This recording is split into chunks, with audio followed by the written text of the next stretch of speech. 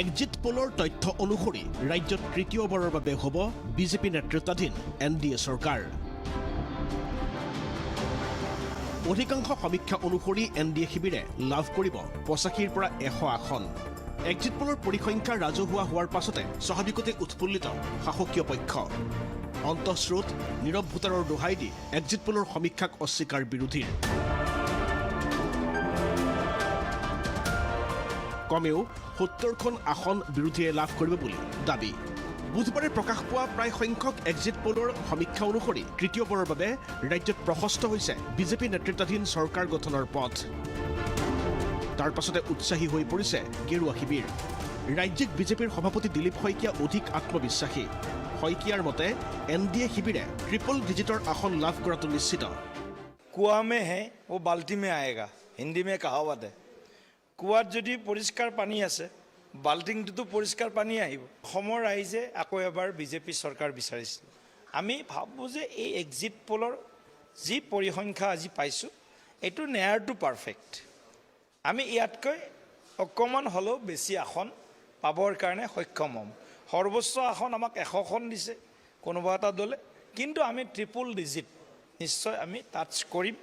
হয়তো ট্ৰিপল ডিজিটৰ পিছত আৰু 1ৰ পিছত কি বহে, 01 বহিব পাৰে, 03 বহিব পাৰে, 05 বহিব পাৰে। কিমান বহে সেইটো 4 তাৰিখে দুপৰীয়া 12 বজালৈকে পৰিষ্কাৰ হ'ব। দলটোৰ সাধাৰণ সম্পাদক তথা বিধায়ক দীপ্লুৰঞ্জন শৰ্মাৰ মতে এইবাৰ ভংগ হ'ব সকলো ধৰণৰ অভিলেখ। ভাৰতীয় জনতা পাৰ্টীৰ অসমৰ প্ৰতিজন কাৰ্যকৰ্তা অত্যন্ত আত্মবিশ্বাসী যে সকলো ধৰণৰ, মই পুনৰাই কৈছোঁ, অসমৰ হয়তো সকলো অভিলেখ ভংগ কৰি এইবাৰ ভাৰতীয় জনতা পাৰ্টীৰ নেতৃত্বাধীন NDA আমি অসমত এবাৰ চৰকাৰ গঠন কৰিম। জিকিলেও আমি অহংকাৰী নহওঁ, হাৰিলেও আমি হতাশ নহওঁ। সেয়ে হৈছে ভাৰতীয় জনতা পাৰ্টী। অথচ এক্সিট পোলৰ পূৰ্বানুমান বাস্তৱত নিমিলিব বুলি দাবী ৰাইজৰ দলৰ সভাপতি অখিল গগৈৰ। গগৈৰ মতে বিৰোধীয়ে পাব 70ৰো অধিক আসন। 50খন আসনত সীমাবদ্ধ হৈ থাকিব NDA শিবিৰ। এক্সিট পোল মানে নিৰ্বাচনী ফলাফল নহয়। এক্সিট পোল মানে গোটেই অসমখনত কেইহাজাৰমান মানুহৰ মতামত। এক্সিট পোল মানে এটা সমষ্টিত, এটা বিধানসভা সমষ্টিত 2000 বা 4000 মানুহৰ পৰা লোৱা মতামত। তেনেকৈ 126টা বিধানসভা সমষ্টিত কিছু সংখ্যক মানুহৰ পৰা লোৱা মতামতৰ ভিত্তিত সাধাৰণতে এক্সিট পোল প্ৰকাশ কৰা হয়। এতিয়া অসমৰ 126টা বিধানসভা সমষ্টিৰ প্ৰত্যেকটো বিধানসভা সমষ্টিতে লক্ষাধিক ভোটাৰ আছে। প্ৰায় আটাইবিলাক বিধানসভা সমষ্টিত লক্ষাধিক ভোটাৰ আছে আৰু তাৰ পৰা 2000 বা মেক্সিমাম 4 বা 5000 মানুহৰ পৰা মতামত লৈ আপোনাৰ এক্সিট পোল প্ৰকাশ কৰা হয়। এতিয়া কথা হ'ল যে য'ত কেইবা কোটি মানুহে ভোটদান কৰিছে, তাত মাত্ৰ কেইহাজাৰমান মানুহ, বোধহয় গোটেইখিনি মিলালেও 1 লাখ মান হয় বা নহয় মাত্ৰ। এনেকুৱা কেইহাজাৰমান মানুহৰ মতামতৰ ভিত্তিত এটা সিদ্ধান্ত প্ৰকাশ কৰাটো চেম্পল সাৰ্ভে বা নমুনাৰ বাহিৰে আন একো নহয়। আজি আমি দেখিছো যে চাৰিওফালে শাসক দলে, শাসক শ্ৰেণীয়ে ব্যাপক ৰূপত প্ৰচাৰ কৰিছে যে অসমত বিজেপি চৰকাৰ হ'লেই আৰু এক্সিট পোলবিলাকে তেওঁলোকক 93খন আসন দিছে, এভাৰেজ 93খন আসন দিছে। আৰু সমগ্ৰ অসমত কংগ্ৰেছ প্লাছ আন সকলো দলক কেৱল আৰু কেৱল বোলে 30খনে আসন দিছে। এইটো গছত গৰু উঠা কথা এটা।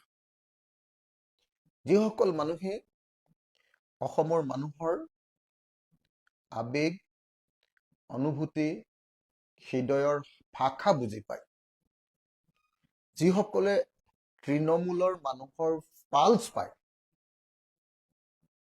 ধমনীৰ উমান পায়, তেওঁলোকে সকলোৱে জানে যে 2026 চনৰ বিধানসভা নিৰ্বাচন মূলতঃ বিজেপি চৰকাৰ পৰিৱৰ্তনৰ কাৰণে কৰা মানুহৰ ভোটদান। কিন্তু বিজেপি চৰকাৰ পৰিৱৰ্তনৰ কাৰণে কৰা যিটো ভোটদান, সেই ভোটদান যথেষ্ট পৰিমাণে প্ৰত্যাহ্বানমূলক আছে। তাৰ কাৰণ কেইবাটাও সকলোৱে জানে। 1 নম্বৰ, ৰাজ্যজুৰি মানুহৰ ওপৰত কৰা বিজেপি চৰকাৰৰ উৎপাত, উপদ্ৰৱ, নিৰ্যাতন আৰু পক্ষপাতদুষ্ট ৰাজনৈতিক আৰু আইনী আচৰণ।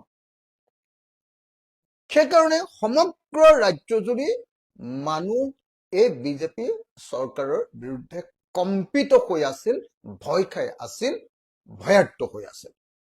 মই ৰাইজৰ দলৰ সভাপতি হিচাপে আৰু ঐতিহাসিক শিৱসাগৰ বিধানসভা সমষ্টিৰ বিধায়ক হিচাপে দায়িত্ব সহকাৰে আপোনালোকক ক'ব খুজিছো।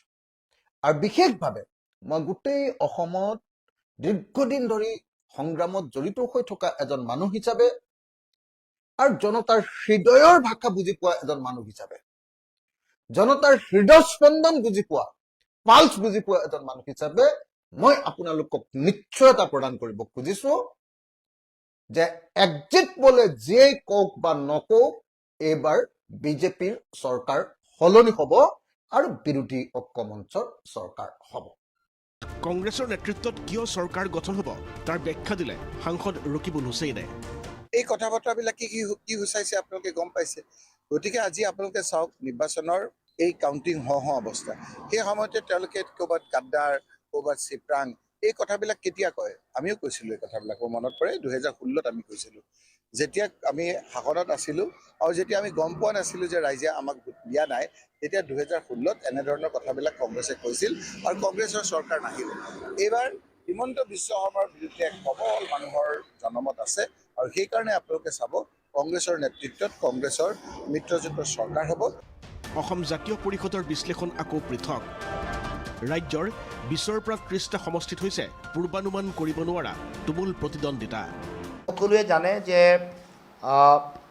এক্সিট পোলে একজেক্ট যিটো শুদ্ধ যিটো ফলাফল সেইটো কেতিয়াও উলিয়াব পৰা নাই। আৰু ইতিহাসে, পৰিসংখ্যাই বিগত বিভিন্ন এক্সিট পোলৰ তেওঁলোকৰ যিবোৰ ফলাফল তেওঁলোকে লৈ আহিছিল, সেইবোৰে বহুবাৰ ভুল প্ৰমাণিত কৰিছে। আৰু বিশেষকৈ শেহতীয়া 10টা বিধানসভা আৰু লোকসভাৰ এক্সিট পোলৰ ফলাফলৰ তেওঁলোকৰ বিফলতাৰ হাৰটো 57%, তাৰমানে অলমষ্ট 60%, 60-40 খেল। তাৰমানে অল্টাৰনেট প্ৰতিটো এটা নিৰ্বাচনৰ পিছৰ নিৰ্বাচনটোতে প্ৰতি দুটা নিৰ্বাচনৰ এটা নিৰ্বাচনৰ এক্সিট পোলৰ ফলাফল ভুল। এইটো মই কোৱা নাই, তথ্যই কৈছে। আৰু এই গোটেই এক্সিট পোলৰ মূল উদ্দেশ্যটোৱে থাকে ৰাজনৈতিক এজেণ্ডা ফিট হৈ থাকে। তেওঁলোকৰ ৰাজনৈতিক কিছুমান তেওঁলোকৰ দলক তেওঁলোকে নিজে ইয়াৰ যোগেদি প্ৰভাৱিত কৰিব খোজে। মানে এই ফলাফলৰ যোগেদি তেওঁলোকৰ কেইবাটাও এজেণ্ডা, ৰাজনৈতিক এজেণ্ডা ফুলফিল কৰিব খোজে। কাৰণ আগত দিনে তেওঁলোকৰ লগত সম্পৰ্ক, ব্যৱসায়িক মানে টকা পইচাৰ সম্পৰ্ক, দ্বিতীয়তে এটা নেৰেটিভ সৃষ্টি কৰি বাণিজ্যিক TRP ৰিলেটেড যিবোৰ কথা বতৰা, এনেকুৱা ধৰণৰ গোটেই কথা বতৰাবোৰৰ লগত জড়িত হৈ আছে। গতিকে এই এক্সিট পোলে এইবাৰ মই ভাবোঁ যে অসমৰ জনগণক বিভ্ৰান্ত কৰিবৰ কাৰণে চিন্তা চৰ্চা কৰিছে। আৰু এই এক্সিট পোলৰ যোগেদি অসমৰ ৰাইজক প্ৰতাৰণা কৰিব খুজিছে। কাৰণ এইবাৰ আপোনালোকে সকলোৱে নিজে গম পাইছে যে আটাইতকৈ বেছি নীৰৱ যিসকল ভোটাৰ, তেওঁলোকৰ ভূমিকা আটাইতকৈ বেছি। যোৱাকালি এটা চৰকাৰী ব্যক্তিগত খণ্ডৰ মই নিউজ চেনেল বুলিয়ে কৈছোঁ, মানে চৰকাৰী বুলিয়ে কৈছোঁ, তেওঁলোকেও এই কথাটো তেওঁলোকৰ যিটো ৰিপৰ্ট তাত ৰিফ্লেকশ্যন হৈছে, প্ৰতিফলিত হৈছে। 30টা চিটত যেতিয়া তেওঁলোকে 50-50 কৰিছে, তাৰমানে ধৰি লওক আমি আৰু লগত কেইটামান যোগ কৰিবলৈ দিম, তেওঁলোকক আজি ক'ম যে আৰু কেইটামান আপোনালোকৰ নিজৰ মানুহ আছে কাৰণে বায়াছ হৈ কৰিছে, নিজৰ মানুহবোৰক বাদ দি বেলেগবোৰক 50-50 কৰিছে, এইবোৰো আজি যোগ কৰি ল'ব, মই দি দিম তালিকাখন।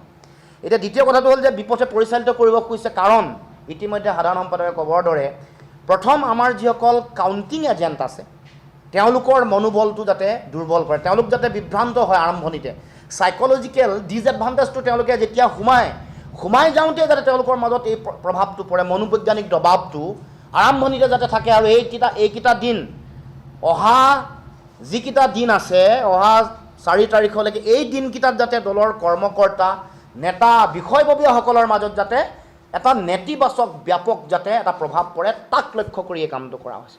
দ্বিতীয় কামটো, এই কামটোৰ যোগেদি বিষয়া যিসকল কৰ্মচাৰী আছে তেওঁলোককো প্ৰভাৱিত, কাৰণ যিহেতু নেক টু নেক ফাইট হ'ব, ক্ল'জ কণ্টেষ্ট খুব বেছি হ'ব।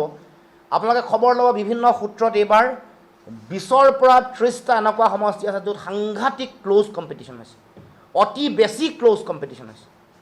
গতিকে ক্ল'জ কম্পিটিশ্যন যেতিয়াই হ'ব, যেতিয়াই খুব ব্যাপক মানে সাংঘাতিক প্ৰতিদ্বন্দ্বিতা হ'ব, তেতিয়া জানিব যে গোটেই ফলাফলৰ হিচাপ নিকাচ আপোনাৰ কম ভোটৰ ব্যৱধানত হয়। গতিকে সেইটোৰ সময়ত যোৱা 2 দিনমানৰ আগত আমি দেখিলোঁ যে আমাৰ যিগৰাকী নিৰ্বাচনী বিষয়া তেওঁ ৰিকাউণ্টিঙৰ কথাটো তেওঁ ৰিটাৰেট কৰিছে, যিটো কোৱাৰ প্ৰয়োজন নাই। এজ পাৰ ইলেকশ্যন কমিশ্যনৰ ৰেগুলেশ্যন এই কথাটো আছে, কেনেকৈ ৰিকাউণ্টিং হ'ব, কেনেকৈ ৰিকাউণ্টিং কৰিবলৈ এপিল কৰিব লাগে, এইটো এটা নৰ্মেল প্ৰচেছ, এটা কণ্টিনিউৱাছ প্ৰচেছ চলি আছে ইলেকশ্যন কমিশ্যনৰ।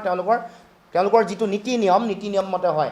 এই যে কথাটো ক'লে, এই কথাই প্ৰমাণ কৰিছে, এইটো ৰিফ্লেকশ্যন হয় যে এবাৰ খুব সাংঘাতিক ক্ল'জ কণ্টেষ্ট হৈছে। এতিয়া আহোঁ যে ইতিহাস সাক্ষী বিভিন্ন সময়ত এই এক্সিট পোলে যিবোৰ তথ্য পাতি দিছে, সেই তথ্য পাতি যে ভুৱা আৰু ভ্ৰান্ত। এতিয়া বেছি দূৰলৈ আপোনালোকে যাব নালাগে। 2024 চনৰ লোকসভা নিৰ্বাচনত ইছ বাৰ 400 পাৰ, এই যিটো নেৰেটিভ, এই নেৰেটিভটোক ফ'ল' কৰি গোটেই এক্সিট পোল দিছিলে। আৰু অসমত আটাইতকৈ প্ৰথমে দিয়া উৎপাত কৰি থকা যিটো এজেঞ্চি হয়, তেওঁলোকৰ নাম সম্ভৱতঃ আটাইতকৈ প্ৰথমে দিছে axis my India exit pole.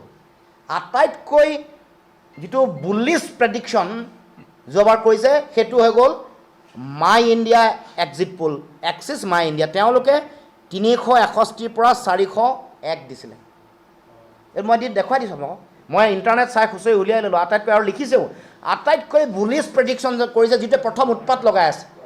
কাৰণ চাগে অলপ বেছি ৰকম বেছি পালে নেকি তেওঁলোকে, উৎপাতটো বেছি লগাই প্ৰথমে দিছে আৰু 361ৰ পৰা 401 দিছে। আৰু কিমান শেষত ফলাফল আপোনালোকৰ হাতত কিমান আহিলে?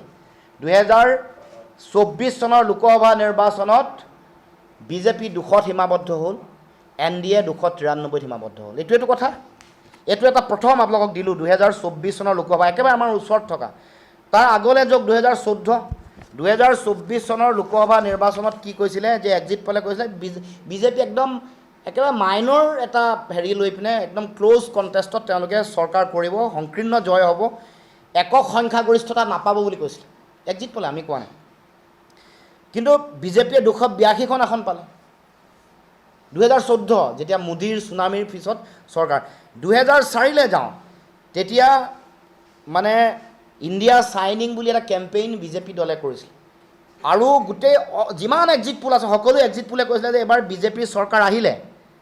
কিন্তু ফলাফল কি আহিলে? NDA মাত্ৰ 181খন ছিট পালে আৰু কংগ্ৰেছৰ নেতৃত্বাধীন UPA চৰকাৰ গঠন কৰিলে। এই 3টা আমি ৰাষ্ট্ৰীয় পৰ্যায়ৰ লোকসভাৰ নিৰ্বাচনৰ ফলাফল। এবাৰ আহোঁ বিধানসভাৰ ফলাফল।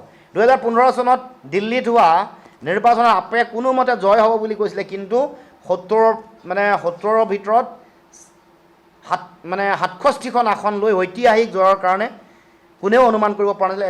সেইবাৰ এক্সিট পোলৰ আটাইতকৈ ডাঙৰ বিফলতা। অসমৰ এই বিধানসভা নিৰ্বাচনৰ ফলাফলত এক্সিট পোলে দেখুওৱা ফলাফল, এই মই যিটো ইয়াত লিখিছে, এইটো যিটো আটাইতকৈ বুলিছ যিটো প্ৰেডিকশ্যন, সেই ধৰণৰ প্ৰেডিকশ্যন এটা হ'বলৈ গৈ আছে। কাৰণটো এইটোৱেই যে এইবাৰ গোটেই নিৰ্বাচনৰ গোটেই ঢৌটো শেষ মুহূৰ্তত, শেষ সপ্তাহত সৃষ্টি হৈছে। এখন জিলাত এটাও ছিটত প্ৰতিদ্বন্দ্বিতা নহ'ব বুলি ভবা জিলাসমূহত 6টা ছিটৰ ভিতৰত 50%, 3টাত সাংঘাতিক প্ৰতিদ্বন্দ্বিতা, ক্ল'জ কণ্টেষ্ট হৈছে। গতিকে এতিয়া তাৰ লগে লগে এইবাৰ আপোনালোকে এই শেহতীয়াকৈ চিপৰাং মৰা ৰাজনীতিৰ কথা, বিশ্বাসঘাতকতা কৰাৰ কথা, কোনোবাই তেওঁলোকক বিজেপি, তেওঁলোকৰ মানুহবোৰে তেওঁলোকক বিভিন্ন ধৰণে চিপৰাং মৰাৰ কথা তেওঁলোকৰ মানুহে কৈ আছে। ফেচবুক, ছ'চিয়েল মিডিয়া বা যিটো মানে মাছ মিডিয়া, তাতো এই কথাবোৰ প্ৰকাশ হৈছে। তেওঁলোকৰ সভাপতিয়ে জোৰ কৰি এই কথাটো বন্ধ কৰিব লগা হৈছে। তাৰমানে তেওঁলোকৰ ভোট বিভাজিত হৈছে, তেওঁলোকৰ ভোটৰ এইবাৰ তেওঁলোকৰ চিপৰাং মৰা পাৰ্টীৰ অভাৱ নাই। দ্বিতীয়তে এইবাৰ 70 লাখ নতুন প্ৰজন্মৰ ভোটাৰে এইবাৰ ভোটদান কৰিছে। এইবাৰ চাইলেণ্ট ভোটাৰ আটাইতকৈ বেছি, সেইকাৰণে বহুত সমষ্টিত মানে জিকা নিজিকাৰ গোটেই কথাটো মানুহে প্ৰেডিক্ট কৰিব পৰা নাই। আৰু এই কথা বতৰাবোৰ বিগত সময়ছোৱাৰ এইবোৰ যিবোৰ ফেইলিয়াৰ যেতিয়া আগতে আপোনালোকে যেতিয়া বিভিন্ন গৱেষণা হৈছে, বিভিন্ন কাৰণত এইবোৰ যে এই গোটেই কথা বতৰাবোৰ কিয় ফেইল হয়, এই গোটেই কথাবোৰ যেতিয়া চাইছে তাত কেইবাটাও কথা ইয়াত পেৰামিটাৰ আমি দেখিবলৈ পাইছোঁ, কেইবাটাও দৃষ্টিকোণ, কেইবাটাও মানে বিষয় আমি ধৰা পৰিছে। ইয়াত এটা প্ৰথমটো হৈ গ'ল পলিটিকেল এজেণ্ডা থাকে। বহুত টিভি চেনেলৰ গুডি মিডিয়া নামত, গুডি মিডিয়া ৰাষ্ট্ৰীয় পৰ্যায়ত তেওঁলোকৰ নিজা এজেণ্ডাত তেওঁলোকে কাম কৰে। গতিকে তেওঁলোকেও এনেকুৱা ধৰণৰ গোটেই কথা বতৰাবোৰত এটা পক্ষপাত দুষ্ট আচৰণ কৰে। কৰাৰ ফলত ৰাষ্ট্ৰীয় পৰ্যায়ত যেনেকৈ এইটো কথা হয়, তাৰ লগে লগে আমাৰ বিধানসভা নিৰ্বাচনসমূহতো তেওঁলোকে প্ৰচাৰ কৰি এই গোটেই বিষয়বোৰত বিভ্ৰান্তি সৃষ্টি কৰিব খোজে আৰু নিজৰ যিটো পলিটিকেল এজেণ্ডা তেওঁলোকে ফিট কৰিবলৈ চেষ্টা কৰে। তাৰ লগত বাণিজ্যিক স্বাৰ্থ আৰু বিজ্ঞাপনী চাপ, বিভিন্ন ধৰণৰ প্ৰেছাৰ থাকে, যিহেতু কৰ্পৰেট হাউচবোৰৰ লগত জড়িত আৰু বিভিন্ন চৰকাৰী খণ্ডৰ পইচা নোহোৱাকৈ বা ডাঙৰ যিবোৰ বহুজাতিক কোম্পানী কৰ্পৰেটৰ বিজ্ঞাপন নোহোৱাকৈ বা লাইচেঞ্চ নৱীকৰণৰ ধৰণৰ বহুত কথা, বিভিন্ন কথা আমাৰ যিসমূহ মিডিয়া, মাছ মিডিয়াৰ লগত জড়িত হৈ আছে, এই এনেকুৱা ধৰণৰ বহু কথাৰ কাৰণেও প্ৰভাৱিত হোৱা দেখিবলৈ পোৱা যায়। TRP আৰু ভিউৱাৰশ্বিপৰো এটা গুৰুত্বপূৰ্ণ ভূমিকা আছে।